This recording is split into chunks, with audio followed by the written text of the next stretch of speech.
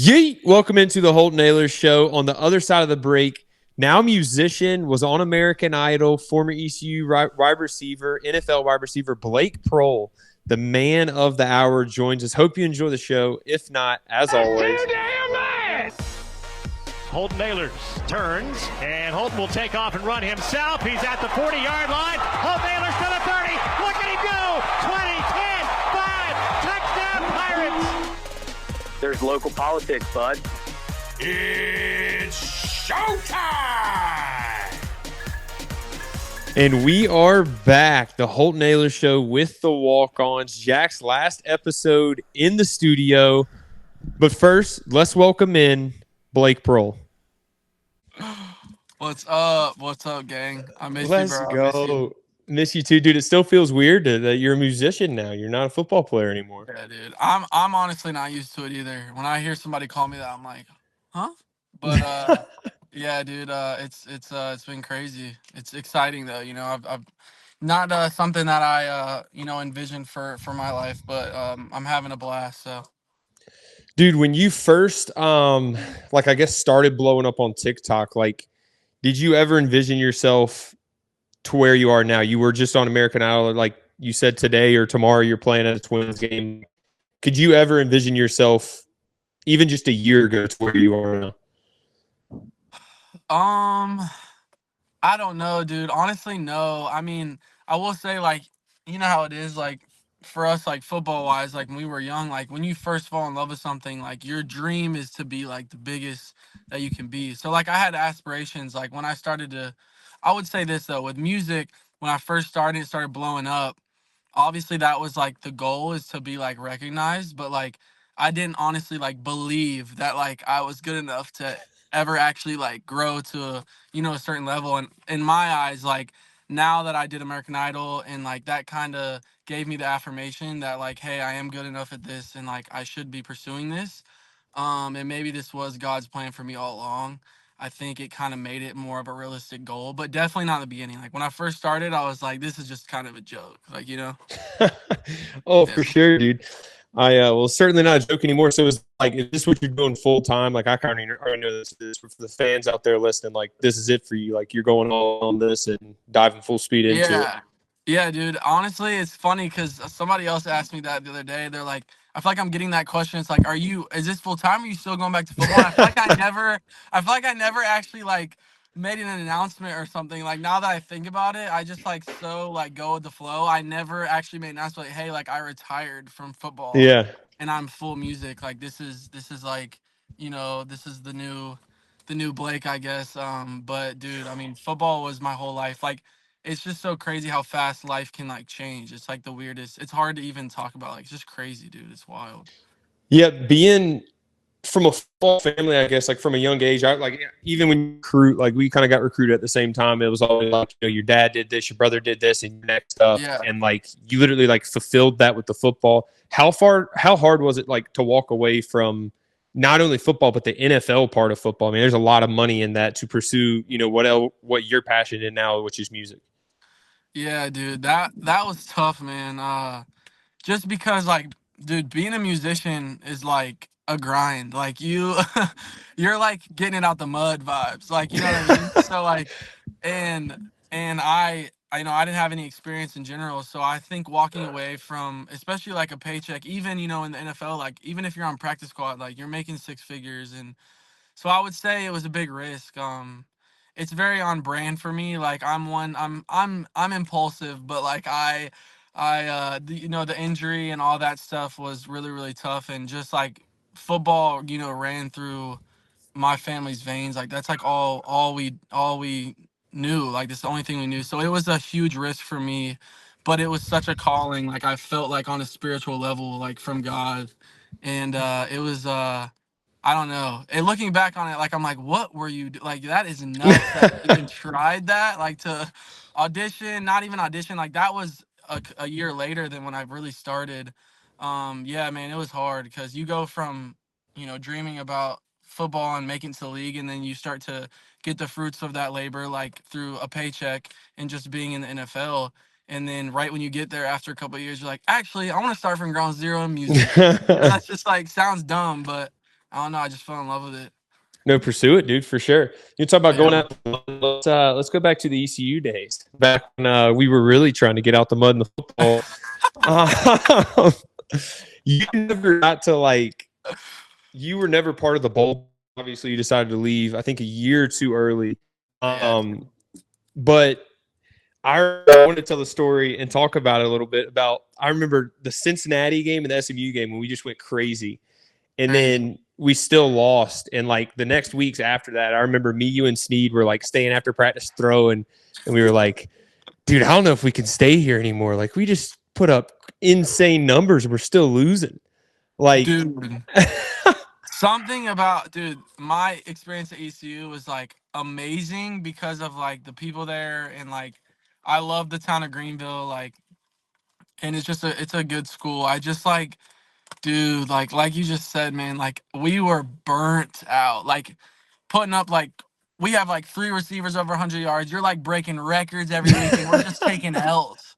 Like we're like on like ESPN breaking records, and like just L. Like it's just like we're like it's honestly, it was just like tiring, dude. Like it honestly brings me chills because I choose to forget about some of that stuff, and like that's one of the reasons like I left, dude, because I had 2 years of eligibility, and like I was just, dude, like I don't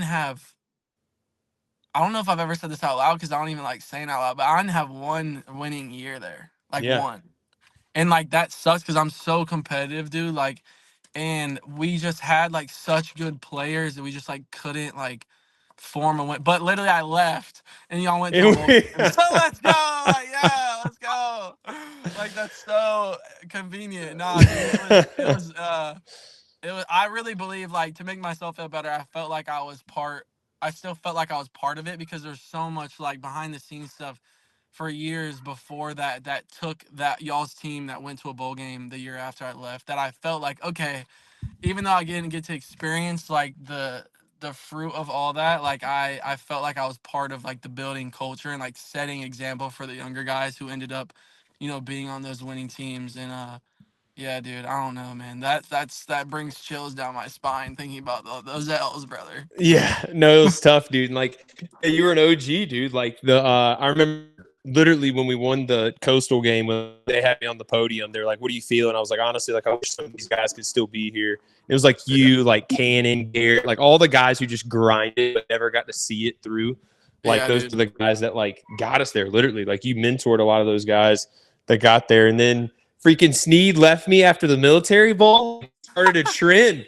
I was like, dude, come on. I started a trend, bro.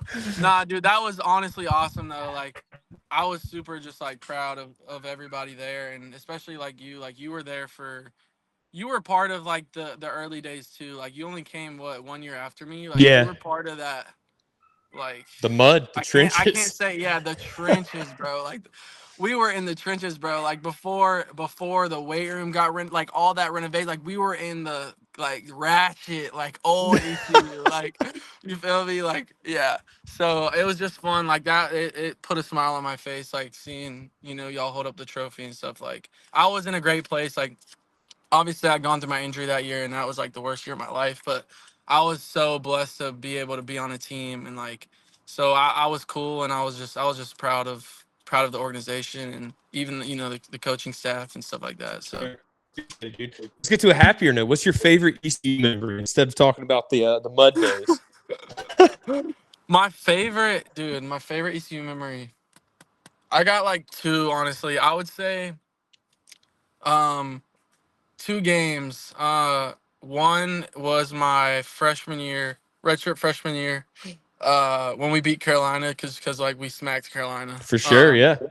And like I didn't like have any crazy like stats or anything, but I was young, and I started and played and had some good like third down conversions that helped us like win that game. But we just like killed them. You had like a great like game. It was like my first game. Yeah, dude, like it was just like legendary for so many people, and like the game was awesome. And then fast forward to my last year when I left my last game, SMU, like they were really good. SMU, they're full of themselves, and we just absolutely destroyed them, which I thought was amazing. That was like a great like ending note for me. Tyler threw me a touchdown which was And you really hit the cool. Just gritty. like You hit the gritty, hit the famous hit the old. gritty, and then full circle. I go to Minnesota a couple months later. So that was just like Yeah, probably those two. for sure, dude. Um, I got a couple more questions, just kind of for the fans. Yeah, One dude. person asked your Adam Thielen connection. How did that start? And kind of like you post him a lot, Yeah, obviously. What we see. How yeah, did yeah, all that yeah. start? And how do you keep up with that? Yeah, dude. Adam. Yeah. So the funny thing here, I'll just start from. So when I got to Minnesota, Adam was one of like the receivers that I used to watch on film, like at ECU. Like I would watch, put on professional tape, and I would like they'd be like, "Who do you want to watch?" And many times I would say Adam Thielen, just because I The saw White Warrior. myself. Yeah, just like kind of see myself in him. And so that was cool when I signed with Minnesota. I was like, dang, like this dude that I've looked up to for a while, like I get to like learn from him in person and like on a personal level. What happened was, he was awesome, like such a down to earth dude. And then I got hurt and he also got hurt like mid season. So we were in the training room together and we just like I don't know. Something about the training room, dude. I hate to Oh, say it, but for sure. I've been in that training room too often and like you just form relationships in that training room, You dude. do. Like everybody's at practice and you're just like You're like, in like a dang. game you're in like a game ready for like an hour and you just chop it up, dude. It's like the boys night, like Yeah. vibes. And we just got super close, bro. We're very, very similar, our personalities. He's like super goofy. Like people don't know that about him. He's actually like hilarious. And then we got really, really close just over the 3 years I was there. And then he got when I got released, I went back home and he signed with the Panthers. So it was like this is That's crazy. perfect. So now we Yeah. live in Charlotte and I see him every day and dude, we just got tight. You know how it is. Training room, Yeah. like just Oh, certain teammates you 100%. vibe with on a different level. And yeah, dude. 100%. So last thing, you're coming back to Greenville August 29th. I just want to kind of give you the floor to that. I think it's August 29th. Just to promote that. We'll Yeah. push it out there. So Yeah, dude. They called me I want to say like last week and they were like we never got to go to like the pirate kickoff party, yeah, so I've never actually been, but yeah, I'll be there. I've seen like videos of like, Coach Houston like grabbing the mic, he's like, like Let's yelling at the go. crowd. Yeah, like doing his thing. And it always looks fun. So I thought that was I was like I lit up. I was like, oh my gosh, I would love to be there. And I think they'll let me like sing a song or two. So I'm really pumped. I haven't been back to Greenville in a really long time, so I'm just honestly really, really excited. Let's go, dude. Well, thanks Yeah, for joining. Appreciate you, brother. dude. Thank you so much. I'm glad we got to catch up too. We got to talk more often Yeah, off for the. sure. So I'll text you here in a few. Appreciate it, dude. cool, bro. All right, appreciate you, dog. Yeet. See you. See ya. Shout out to Blake for joining. He is super busy right now, literally playing at the Twins game tonight. So shout out to him. He's good stories, man. Good times with him. Looking forward to August 29th when he comes and plays in Greenville for the first time. I wanted to talk about Anson Belt. We always talk about over 10,000 combinations you can mix and match. And yes, that's true. Go to ansonbelt.com. But we are actually going to be going on location, or I will be going on location in Beaufort. We're going to show you their kind of whole setup, how they do things. So kind of behind the scenes thing on our X.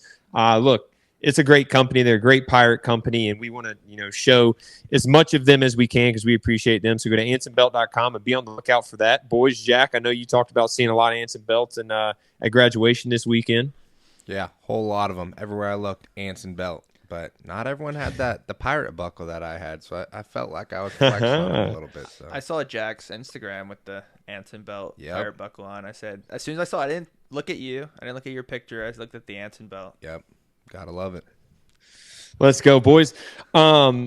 We talked about one thing that I kind of appreciate about me and Blake was like I hadn't really we've talked about a little bit on the show, but like I hadn't talked to Blake about it kind of since he declared for the draft. Is just like we talked about going through the trenches, Caden, and you were there, Drew, you were there too. Like those dog days of rebuilding the culture, and he didn't get to experience the bowl game, the winning side, but like.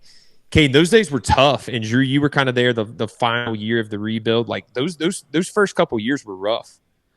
Yeah, I agree with you. Also, I know no one really follows. I also didn't experience the bowl games either, so that stinks. Rough. No bling for me.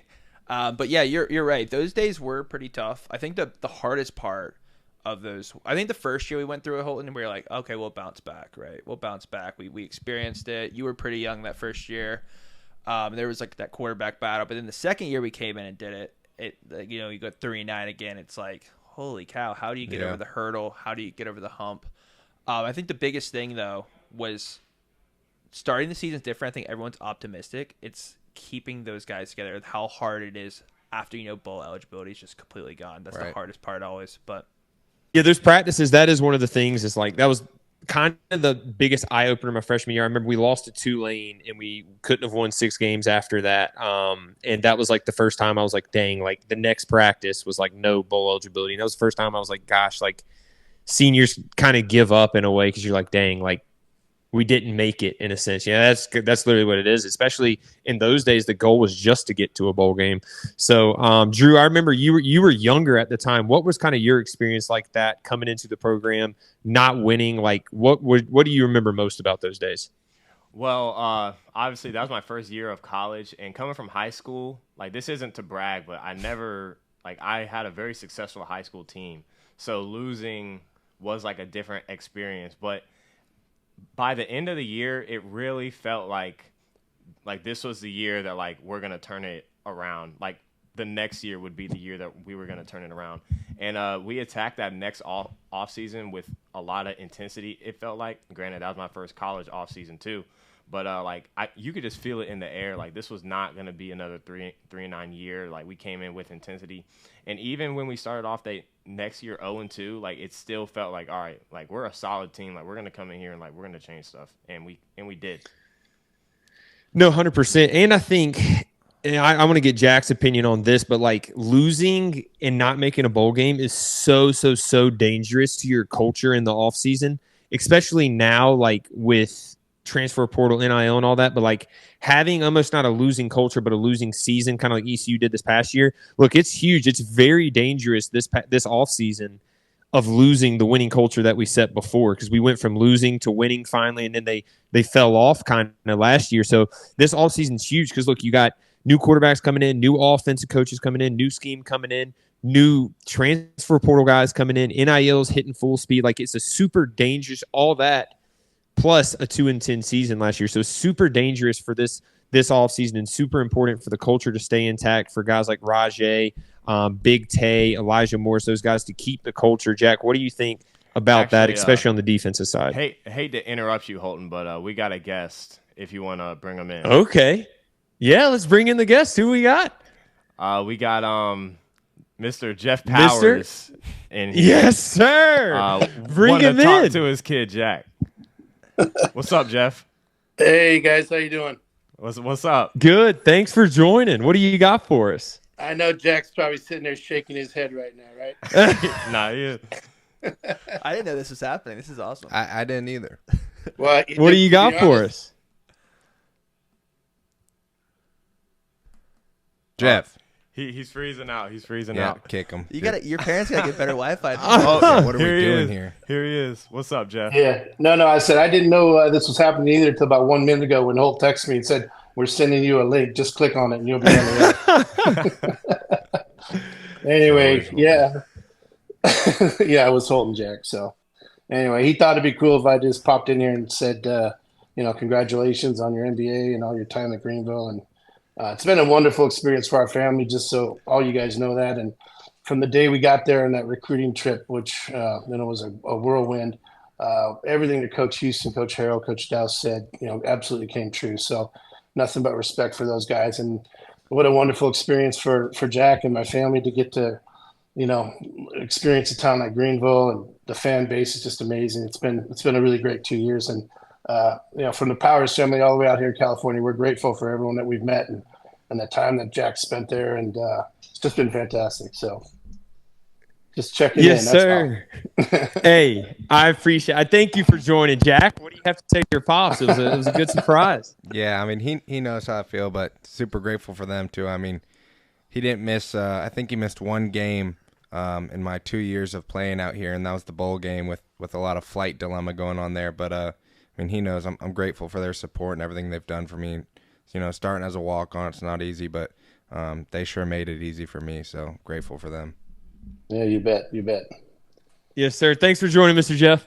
You bet, guys. Take care.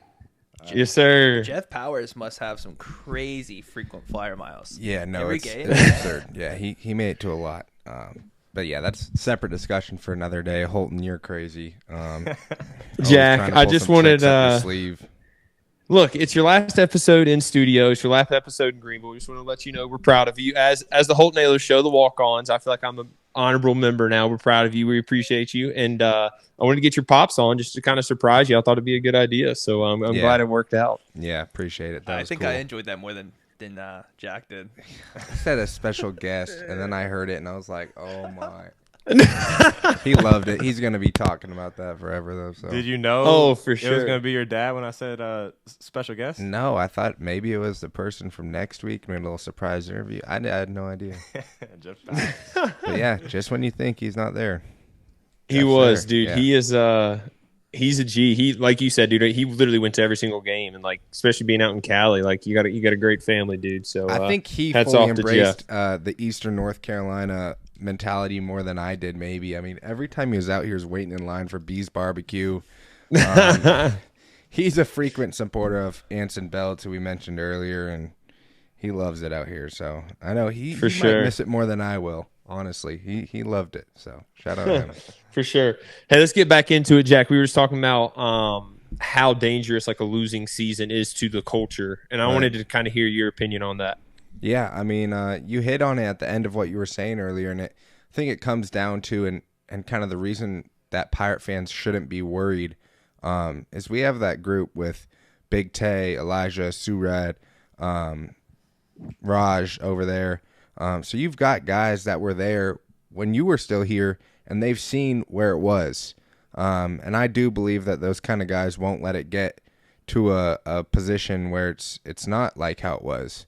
And even last year, and Caden hit on this part where he was like, during the season, it's like, can you stay consistent with guys being excited to show up and play when the bowl game's already out of the picture and all that? And I think we did a great job of that last year. I think going into the last game of the year with 2 wins, 90% of teams in America are going to be dragging their feet out there to play. But, we were excited every chance we got to go out there and play them. And so I think, you left it in a great place, and I think we maintained that. I know the success wasn't there, but I think there's a group in that locker room that we could definitely trust to uphold it. And I've been in a similar situation to what we were talking about earlier at Nevada. The year before I went there, they won, I think, 2 or 3 games. I think it was 3.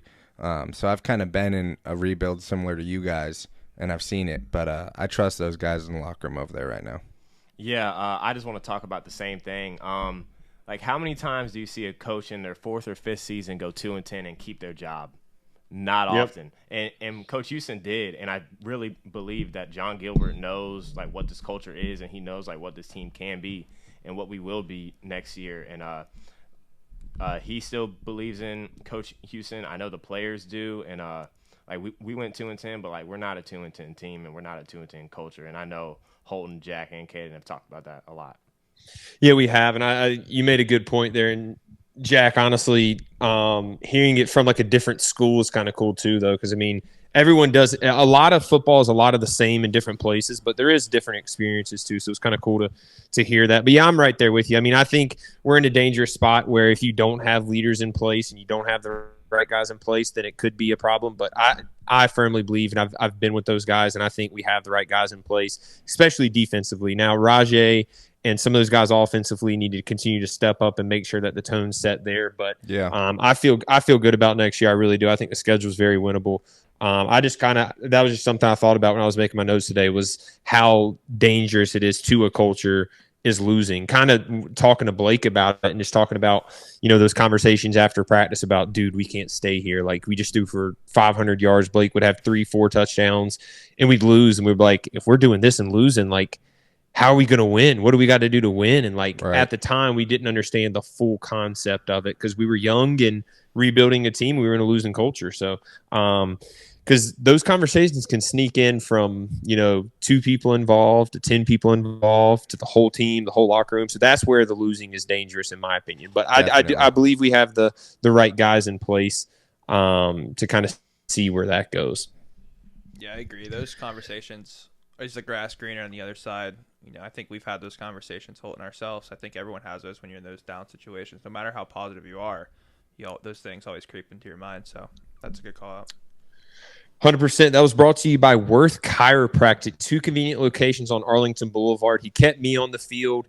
He's going to keep me, whenever I go in the business world, he's going to keep me in the business world because I have a horrible back. So I go to 1-800-BACK-DOC. I call him up and go to one of those locations, and Dr. Worth gets me right. So him and his team are great. I worked with them for years now. I know they work with ECU Athletics all the time. I first met Dr. Worth when he came. Actually, he used to go on Wednesdays. Zach, I don't know if he went on Wednesdays last year, but he used to go every Wednesday and have chiropractic for the team. So he kind of looked out there. So just appreciate those guys. 1-800-BACK-DOC for supporting the show. Well, boys, let's stick on the football side of things. I want to get y'all's opinion. Other than points, in your opinion, what are the 2 most important stats to winning football games that correlate to winning football games? Let's start with Caden. Caden, let's start with you. Oh, I always think of offensively. So I'm not going to put a defensive stat. Offensively, to have a good offense, and you need a good offense to at least win, especially if you have a good defense. I think two stats. I feel like we're all going to say the same one. One is obviously turnovers. Okay. You got to have low turnovers. Yeah. Like, come on, that's just a no-brainer. Don't throw picks. Don't fumble. You win games if you have a good offense. You throw picks, you fumble, you don't win games if you have a good offense still. I think another big call-out one is third down conversions. Third down conversions are key. I think, who was it? Coach Peterson back. It was either Coach Peterson, maybe it was Coach Kirkpatrick. My years are running together now and you get older. But the biggest thing is you want to stay around that 40 to 50% conversion rate. Because once you get lower than 40, like you're not converting on those third downs. Right. You're not continuing to move the ball downfield. So I think third down conversion rate is huge. Can we get this to 50%? Because 50% of the time you're getting more downs and renewing those. So yeah, for sure. Jack? Caden, I think those 2 are very much kind of vice versa. Being in like the unit meetings in a hotel, those are 2 things Coach Harrell would talk about all the time. We got to stop them on third down. We call it money down. And then it was turnovers. You got to create turnovers. So I think defensively, you could say those same things. I'll go for 2 more team ones. Turnovers was for sure on my list, but I'll do 2 kind of team stats that I think do definitely affect the game. The first one I'll do is penalties. Overall, I think you see a lot of times, and we've all been on teams where you shoot yourself in the foot so many times with penalties, you're taking away 100 yards, like a whole field, just from messing up, doing dumb stuff that you don't normally do. And then I think my second one, it's going to be starting field position. Field position. Yeah, that's a huge one. And that's more so special teams, and a lot of that gets lost. I mean, it's also defensive stops, offensive, doing things right over there too. But a lot of it's special teams too. And you talk about like T20s on kickoff and pinning them back. There would always be a chart in the hotels and in all of our meetings and stuff saying that if the offense starts anywhere between the 20-yard line to the goal line, they have, I don't know what the number was, but like a 10% to score. Whereas if they're in the 50 to your side of the 40, they have like a 75% chance to score. So field position is huge. So I'd go starting field position, and I'd go penalties for mine. I like it, Caden. I wanted to give you a fun fact, kind of a funny fact of ours is the Arlington Renegades, obviously we're 0-6 right now. We have the best third down conversion rate in the league, supposedly.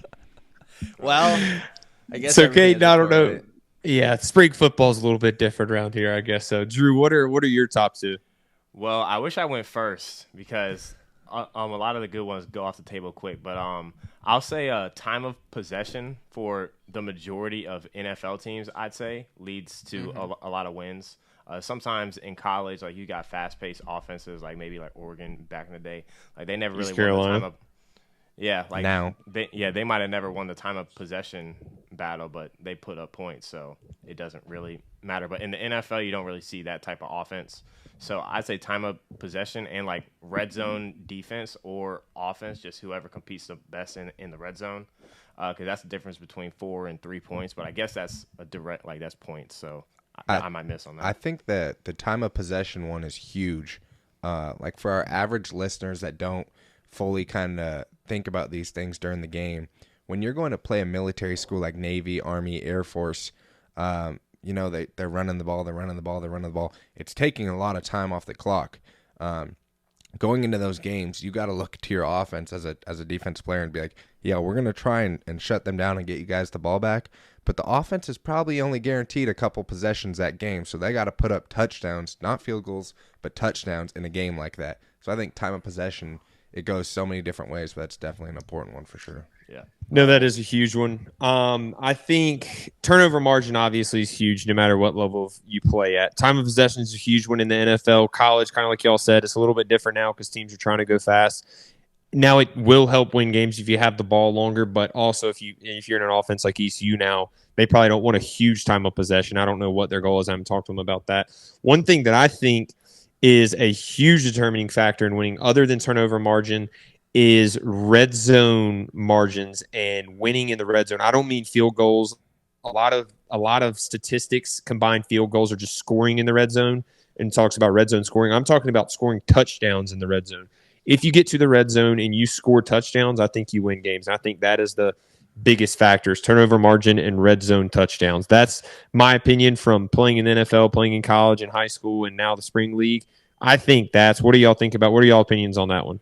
Holden, I want to ask you, so like, what do you think NFL percentage should be of like touchdowns compared to like not scoring a touchdown in red zone? Yeah, is so these you got to think red zone, man, and y'all know this, and for our listeners that don't, like, as a quarterback especially, like the throw-in angles and the throw-in, patterns and holes is going to be so much more compressed in the red zone because the defense, the safeties aren't going to drop back as far. Maybe they send a cover zero blitz. You're going to be hot more. The blitzes are going to be more complex. So you got to really have good schemes in the red zone. And the teams that score in the red zone have good schemes and they have really good offensive lines. If you can run the ball down there, you'll be fine. And you got to have a receiver that can catch a jump ball. That's just, in my opinion, that's what you got to have a really good red zone offense. But ratio-wise, I would say every 2 out of 3 times you're scoring touchdowns, you're going to have an elite team, that elite offense, and win a lot of games. But, I don't know the exact statistic. I would just say if you're scoring every 2 out of 3 times you get in the red zone in football, then you're looking pretty good. No, I like those two. I like your stat and Jack's stat better than both of my stats now. I like the red zone efficiencies. You had good ones. I like the red zone efficiencies on – I like how Holton broke it down. Like, you don't really see it broken down versus field goals versus touchdowns because 7 versus 3 is totally different. And it changes the tide and it changes – and it adds up. Exactly. And the momentums of games, how you feel when you get off back to the sidelines. I like yours because I think I like those two. One, like I just said, 7 versus 3, momentum and everything adds up. I also like yours because people don't – I think the average fan doesn't realize, like, starting at the 10-yard line versus starting at maybe the opposite 45 or the 50 is a total different mindset to quarterback when you get behind center and you're like, holy crap, my back's against the wall. Mm-hmm. Yeah, sure. Momentum. And I think the whole offense, too, it's like we have to drive. And if it's to get tired. Exactly. So I think those are the 2 best stats. Fun fact for you, I pulled up the stats on third down conversion, so I'm looking at mine again. ECU was 126 last year in third down conversions. Nasty statistic right here. Worse than Iowa. This is Caden, this is really sad, but I was on the punt team and we'd come off a defensive series, and by the end of the season, I wouldn't even go sit down at the bench first. I'd see it play. Jack, get a quick squirt of water and go back on the field. I think it was the SMU game. It probably happened about 6 times in a row where by the time we came off the field, I got a squirt of water. I already hear punt ready, and I'm like, dude, it's crazy. So yeah. But I like those 2 statistics. Yeah. You had one, Drew? Jack, I wanna give let's go to look. It's happier times now because you're out the sling, but the first game, I think it was the first game me and Caden went to as like fans together. We're like hammered in like the 3rd row. And I was like, right before kickoff, we were getting hyped up, and I was like, you want to see an animal? Watch Jack right here. He's about to go hit somebody. And you sprint down the field, bop him. And me and Caden are like, yeah, let's go. It was a time. It was when you messed up your shoulder though. Yeah, That's I when tore you my got hurt. back on that I think play. it was like 10 minutes later. We're like, "Where's Jack at?" And we look down the sideline, and Jack is in a full sling. Like I think his shoulder pads were off. I was like, "Damn." I went back in the game for like 4 plays, and then I was like, all right, I'm a liability out here. Something's actually wrong. So happier times. Look how much we've grown. When we started the pod, you were in a sling, and now Right. you're out of the sling, moving to Denver, man. We're growing up in life. There we go. Hey, that was brought to you by Wayne Hardy Law. If you've been in an accident, a car accident, or need a lawyer, call 1-800-INJURED. Big Wayne and his team will treat you like family. That's the Wayne Hardy difference. They've been around for a while now. You want someone who's trustworthy, who treats you like family. That's exactly what Wayne Hardy Law does. Go check him out. Call him at 1-800-INJURED. Boys, there's a popular debate going on is if NBA players could go play in the NFL or if NFL players could go play in the NBA. A lot of people are talking about what NFL players could go to the NBA. I want to get y'all's opinion on what NBA players could go to the NFL or if any. So, Drew, I'm going to start with you. You're the NBA guy with me. What is your opinion on this? Is there anyone in this time right now? I would say LeBron in his prime. Obviously, I think we all would agree with that, could possibly do it. But I'm talking about right now, what NBA players could go play in the NFL and at least make a roster? All right, this is always – I feel like this has been a debate for a while, but Austin Rivers really blew it up. Just the first name that comes off my head is probably Anthony Edwards. He's 6'6", would obviously be a great jump ball guy. He was a beast in high school, tremendous athlete. I don't see why he couldn't go into the NFL right now and do what Mike Evans does. You know, like they're probably the same build. So that's probably one guy. Maybe Don't discredit Mike Evans though. Oh yeah, but but I'm saying like a jump ball 6'6" guy. Okay. Like when He can't do what Mike Evans does though. for sure. Mike but, Evans has had like 7 straight 1,000-yard seasons. Yeah. Yeah, you're right. I definitely shouldn't have discredited what Mike Evans does. But like I was just saying, like Practice squad. Like he can fit that type of role. Yeah. But granted, and then there's a mentality aspect that you got to touch with the NFL too. I mean, training camp in the NFL is probably one of the tougher things to do compared to what NBA training camp looks like. So that's Right. tough. And probably prime Russell Westbrook is probably a popular pick too. Good one. Yeah. So he's I'm another great guy. That's probably all I got for now. Caden, what do you do you have anyone? Simple answer: no one. Not one of them can play in the NFL. Do you guys remember 2011 spring game, Michigan State? Draymond Green went and played offense and he ran like a couple plays, and how ugly he ran those routes. And like Draymond Green is a He got like dropped the ball and jammed. he top catch the tier ball. basketball player. Like he's not like Yeah. he's pretty good basketball player and pretty athletic. I know he's taller than like Anthony Edwards and stuff like that, but still he can move laterally. LeBron's probably about the same height as him. No, not a chance. Like I don't think they get the football, like basketball running and football running, like the different sports, so like moving laterally and moving in that sport, I think that's hard and it comes natural to a lot of people, if you know what I mean. Like it's weird, like running a route, I don't think it's that natural to a lot of guys, like sticking, running a slant, post, maybe in and out, stuff like that. So no. And then secondly, toughness. Like basketball players are not tough. Like listen, I can't shoot a ball. They're not tough people. They're not. Do you crack a basketball player? We had a couple in high school. I know high school's totally different, but came out there and got cracked. They're like, no, they don't want to get touched. I think football player to basketball player is a lot easier. And can I pick a football player? Sure. I think they'd be a shooter. And I'm gonna ride it a little bit here so you guys can make fun of me. But this person's always the best in what they do. CJ Stroud. I think Tom Brady would come in and be a Oh nasty my. 3-point shooter. He won't be fast. He just come in. How can he guard anybody? Have don't you have to seen guard. Tom Brady's body? No, he's not going to move. I'm backing Tom Brady down, no homo. No, like, you can back him down. I'm saying you pull Tom Brady off the bench like a Kyle Korver, and you let him shoot a couple threes. You take him out after 2 minutes, and that's it. He's going to be the best 3-point shooter because he's the best in everything he does. Caden just lost all credibility off that take right there. Jack, what do you have? Then I'll give mine. I did see that video of CJ Stroud getting buckets, and yeah, I think he could definitely do that. But I'm gonna go with, you might be saying this, and I don't know, you've maybe seen him play hoops, but I'm gonna go with DK Metcalf. Oh yeah. I feel like he could be dominant. He's a specimen, so I think he could probably do that. So I thought we were talking about NBA players going to the. I don't have any of those. Oh, so you don't believe so either? Yeah. Okay, Drew, do you have a take biased, on this? Yeah, on the so opposite. I just want to say, like, why would, if you can play both, why would you choose the NFL? There's no. I agree.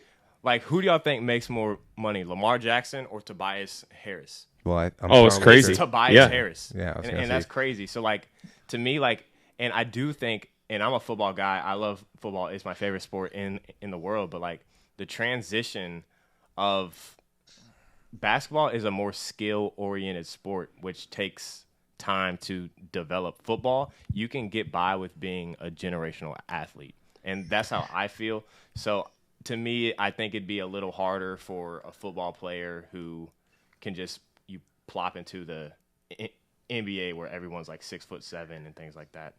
I got a hot take on this, Cade. Let me kind of tell you mine.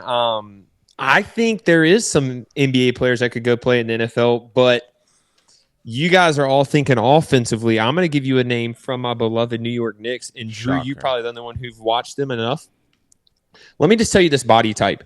6'7", 240, can fly, great hands, great feet. This literally sounds like I'm talking about like Micah Parsons, but taller. Literally, I'm talking. Yeah, he's tall. I'm just saying. And I'm talking about OG Anunoby. I think he could go play a rush / hybrid thing like Micah Parsons plays. If he worked at it for a full year, he's got the size, he's got the speed. He's honestly taller than a lot of these rush ends are. And Drew, you've seen him on the court. Like, he can fly, has great feet. He has the body type. I think that is the position, is like these power forwards, small forwards could play like rush rather than saying someone can go out and play receiver. I think going to play receiver from the NBA is impossible. Do you think anyone from the NBA, maybe not anyone, but do you think 95% of players in the NBA could go head up with Trent Williams for a full NFL football game? No. They're I don't think so. capable. I'm just saying OG Anunoby is literally 6'7", 240 and can fly. Like, if you gave him a full year to work on it, I think he could. He's so skilled that, yes, he could make it work. No, I go back to the toughness part. The NBA, everyone knows the NBA. You don't have to watch the NBA. You just know. It's not a tough league. It's not a physical league of toughness. Like, those days are over. So I would say no. And I know my take was a complete joke because I don't know if you guys watched the Netflix Live Tom Brady this past weekend. That was freaking hilarious. I loved it. I watched all 3 hours. But I'm getting back to the point. I think it might be one or two. You can go to both leagues, and I think 0 in the NBA. Real people could have a chance of playing both leagues. I think it's just you have your focus on football. You have your focus on basketball. It's totally different. Do I think there's a lot of guys, probably more guys on NFL that could go and play in your local gym or your local church league and look like a stud? Yeah, because they're freak athletes. But when Kevin Durant's in their face. Do I think there's a guy in the NBA that could go play a flag football league and look like a stud? Yeah, but no way. There might be one or two guys ever that could play in both leagues. Hot take. That's why it's good to talk about it. Drew, do you have anything else before we move on? Yeah, I'm kind of with Caden. Like, the chances that you can like take somebody who has not been working on it for like the past 7 or 8 years and just plop them into a professional league. I mean, like, that's pretty hard. But like, I'm think, saying like, give them a year. Yeah, like I do think there's some athletes like right now that have the ability to do both. And like the first one that pops in my head is kind of just Anthony Edwards and Russell Westbrook, because like they do. If you're too tall, I think you just get lifted.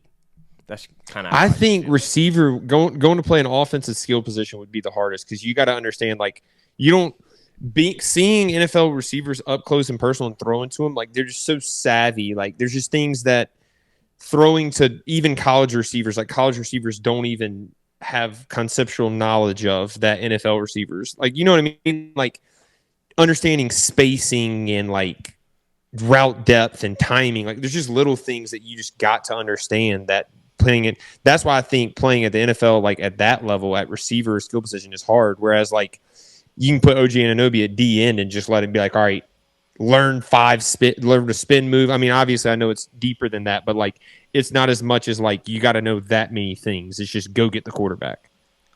Yeah, but I also think there's NBA strong and there's NFL strong. And, you know, he's 6'7", 240. Like, that's relatively slim. You know, like, that's like tackle would grab him. Wait till a NBA player coming off the end. They're fighting against a left or right tackle, just manhandling them, and then a running back step down and put their helmet on their chin. Yeah, or a tight end. Yeah, they're done. They're hanging the cleats up. They're going home, and they're going back to the NBA where they don't get touched. Yeah, that was well, good topic. Good topic. We'll see if anything else comes of it next week. First, I want to talk about Madam Mesquite Goose Club. They got a ton of sick stuff coming in. We're excited to give it out. We're going to be repping it here soon as well. So make sure you're following us on X, and make sure you follow them on Instagram, Madam Mesquite Goose Club, and look them up on all social medias. They'll be up there, so check them out. Drew, let's go to the Twitter questions that we had this week, and we'll go through these pretty quickly. All right.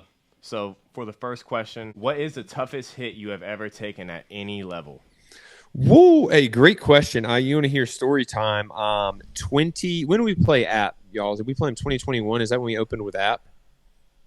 2021. Yeah, 2021.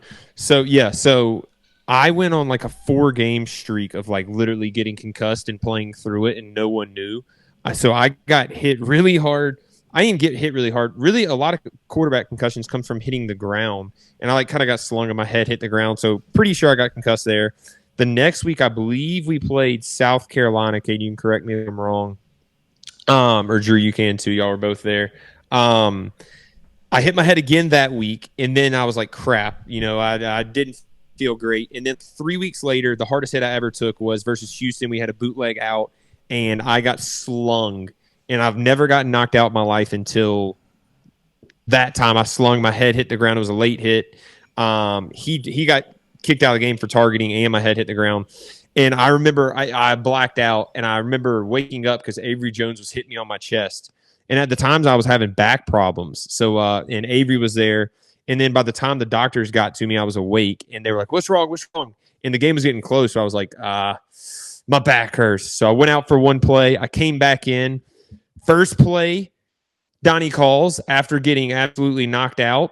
Quarterback power. So that was fun that I had to deal with that. Drew, what's the next question we got? I gotta say something real fast.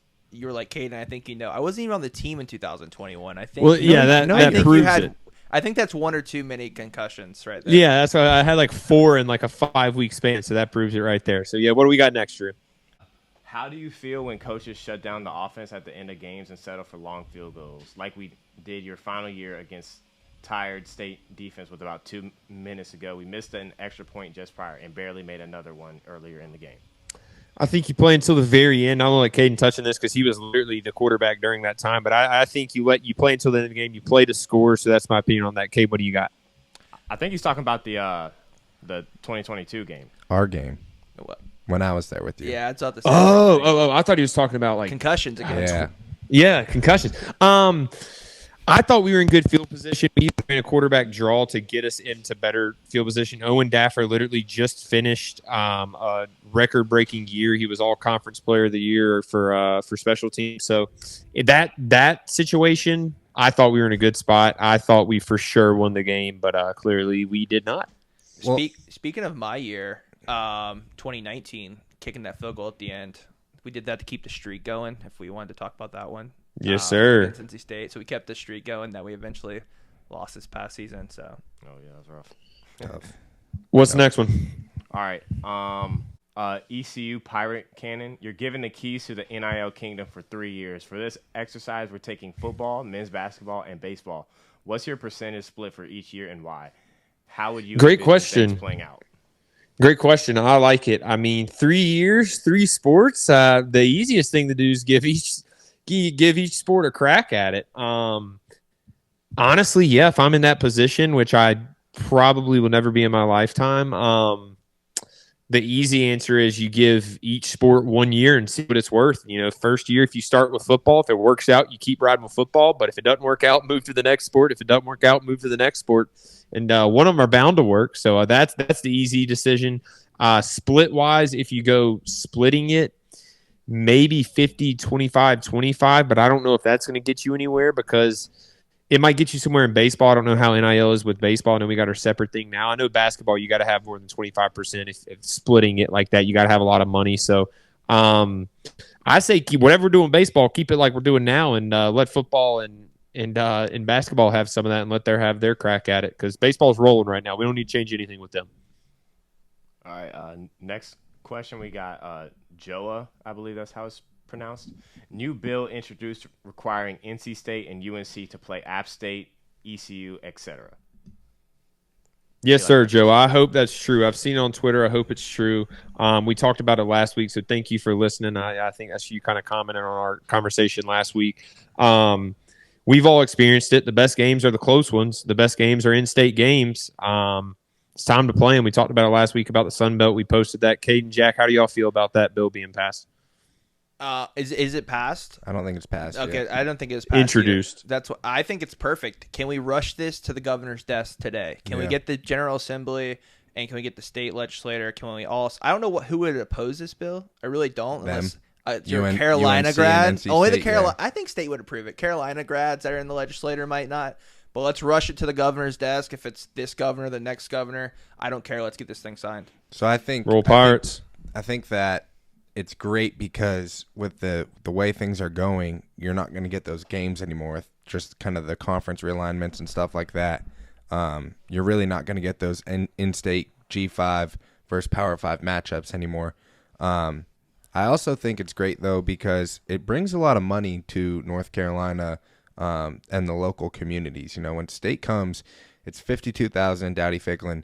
All the hotels around here are packed. Obviously, we saw last time they played, the concessions weren't ready for it, but it sells so much water, food, drink, stuff like that. So just the local economy in each of these college towns absolutely booms when you play an in-state team like that. Jack, good call out. I think, ECU or App State or even I don't know about Charlotte. Let's leave Charlotte out of this. But ECU and App State, those crowds are going to travel to Carolina. Yeah. They're going to travel to Raleigh. So not only is it helping the small teams, we're traveling better than a Boston College is going to travel. We're traveling better than a Syracuse is going to travel. Yeah. So I think this is good not only for the smaller college towns like Greenville and Boone, but also Chapel Hill and Raleigh as well. Yeah, for sure. And Caden, I want to comment on what you said. I think UNC Charlotte traveled actually pretty decent this year, and they beat us. We got to give them their respect. So UNC Charlotte, we'll count them in those conversations for now. Drew, what do we got next? All right. We got Daniil Gune. Should ECU play out-of-conference football games against old foes, Louisville and Syracuse, in the future? I think Louisville would be good. It's kind of a local-ish game. Syracuse, I don't see much.